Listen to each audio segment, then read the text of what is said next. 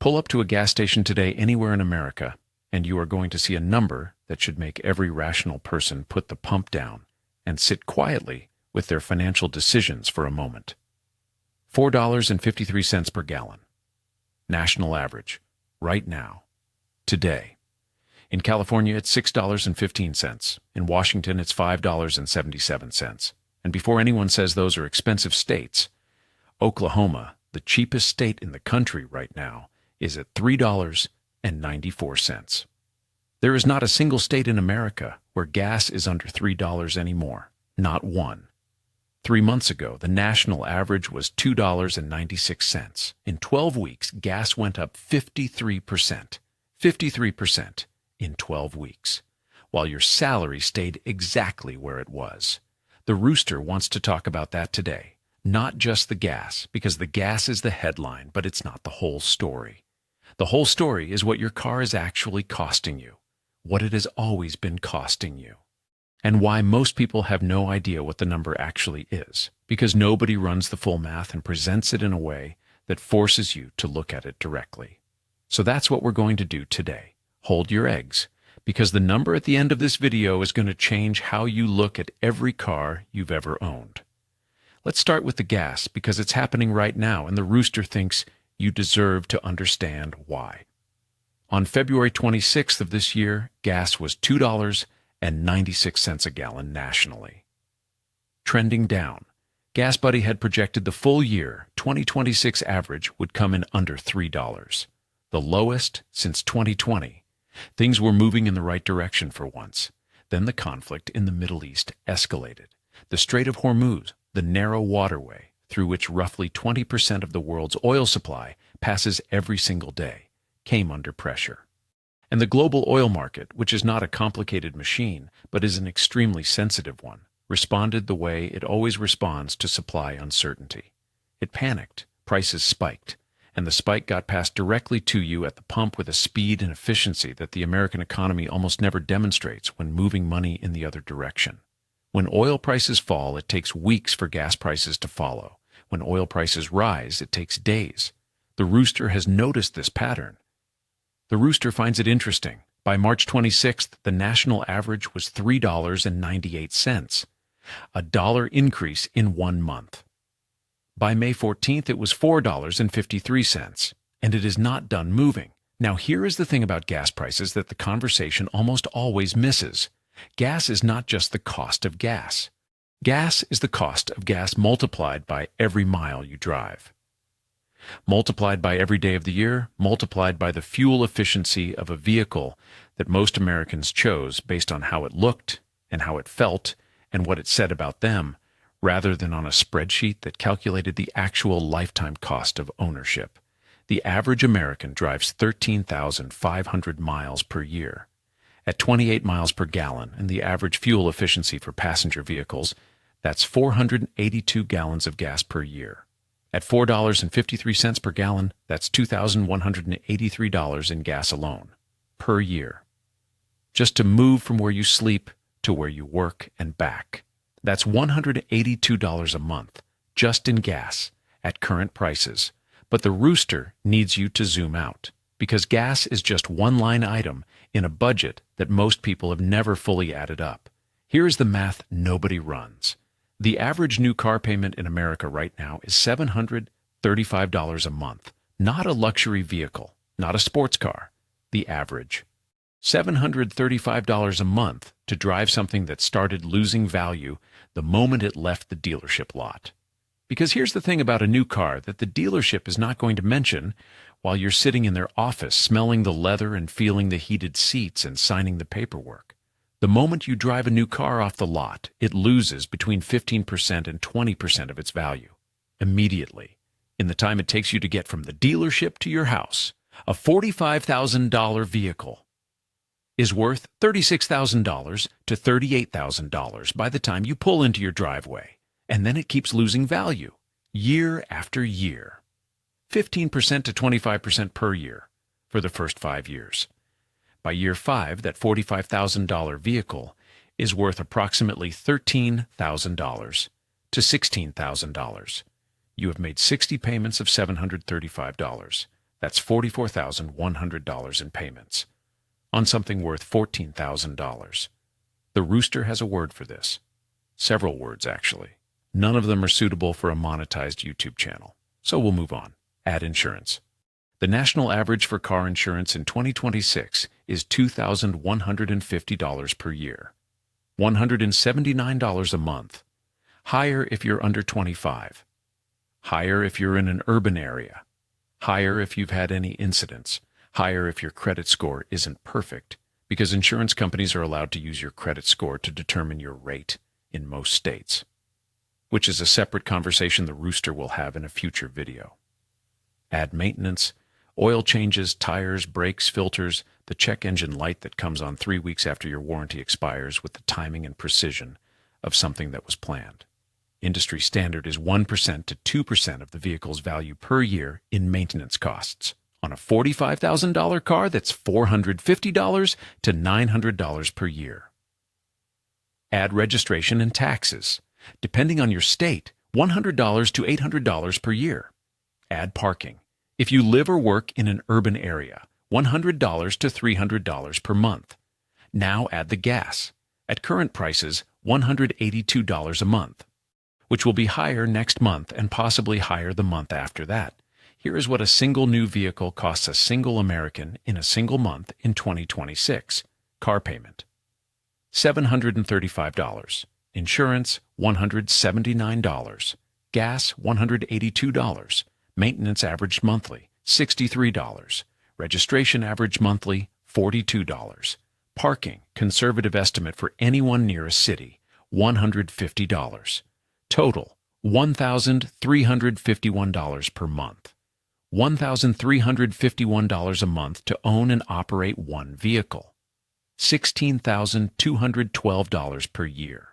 And that's before anything breaks, before the transmission, before the tires need replacing ahead of schedule, before the accident that raises your insurance rate for 3 years, before the parking ticket, the toll, the car wash, the accessories, the things you buy for the car that you never counted as car expenses, but that are car expenses. The real number, fully loaded, for the average American car owner is closer to $18,000 to $20,000 per year. Your eggs are not just getting fried at the pump. They are getting fried in 11 different pans simultaneously. You just weren't counting all the pans. Now here's the number the Rooster promised you at the beginning.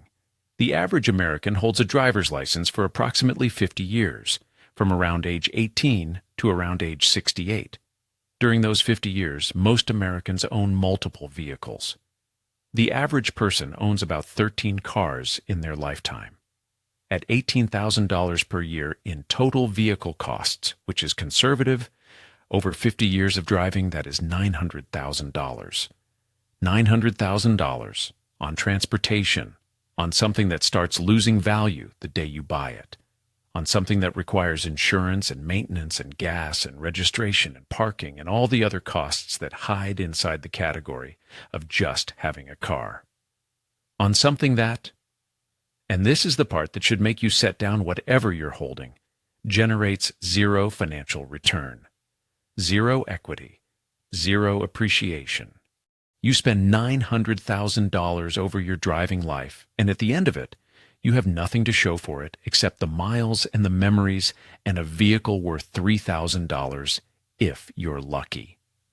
Compare that to $900,000 invested, not all at once, gradually, over 50 years, the same way car costs accumulate gradually, at a historically normal market return of 7% annually. That $900,000 in car costs, redirected into investments over 50 years, becomes somewhere between $3.5 million and $5 million. The Rooster did not enjoy calculating that number, but the Rooster calculated it anyway, because that is what roosters in suits do. You are not just spending $735 a month on a car payment. You are trading a potential $3.5 million retirement for the feeling of driving something new off a lot. The car is the single largest wealth destruction mechanism in the average American's financial life. Larger than subscriptions, larger than restaurants, larger than any of the small daily purchases that financial advice columns love to blame for your situation. The coffee costs you $1,500 a year. The car costs you $18,000. And unlike the coffee, the car comes with a 5-year financing agreement, a depreciation schedule, and a dealer who is very motivated to put you in something slightly more expensive than what you came in looking for. Don't let them cook your eggs with a vehicle you can't afford. The pump is already doing enough damage. Now, the Rooster is not going to tell you not to own a car. In most of America, not owning a car is not a realistic option. The infrastructure doesn't support it. The distances don't allow it. The job market is not located conveniently near public transit in most places. The Rooster lives in the real world and understands that some version of car ownership is a practical necessity for most people. But there is an enormous difference between practical car ownership and the version of car ownership that the American automotive industry, the American financing industry, and the American cultural mythology around vehicles has sold you as the default. Practical car ownership looks like this: a reliable used vehicle, 3 to 5 years old, past its steepest depreciation curve, still under 60,000 miles, purchased either outright or with the shortest financing term you can manage at the lowest rate available. A vehicle chosen for reliability data and cost of ownership, not for how it makes you feel in the showroom. A vehicle you keep for 10 years instead of trading in every 3 because you got bored or because the new model has something the old model doesn't have that you absolutely do not need. The difference between this version of car ownership and the average American version is approximately $400 to $500 per month. Over 10 years, that is $48,000 to $60,000. Invested instead of spent on a depreciating asset. That's your emergency fund, your down payment, your first real step toward the kind of financial margin that changes how every other decision in your life gets made. On the gas specifically. Because the gas is what brought you here today, and it is a real and immediate problem that deserves a real and immediate response. The Rooster has 3 things. First, if you are driving a vehicle that gets less than 25 miles per gallon and you have the ability to change that, the math on doing so has never been more compelling. At $4.53 a gallon, the difference between 20 miles per gallon and 35 miles per gallon on 13,500 miles per year is $874 annually. That pays for a lot of things, including a portion of the cost of a more fuel-efficient vehicle if you're in a position to make a change. Second, your driving habits matter more than you think when gas is expensive. Hard acceleration, excessive idling, and driving at high speeds all reduce fuel efficiency by 10% to 30%.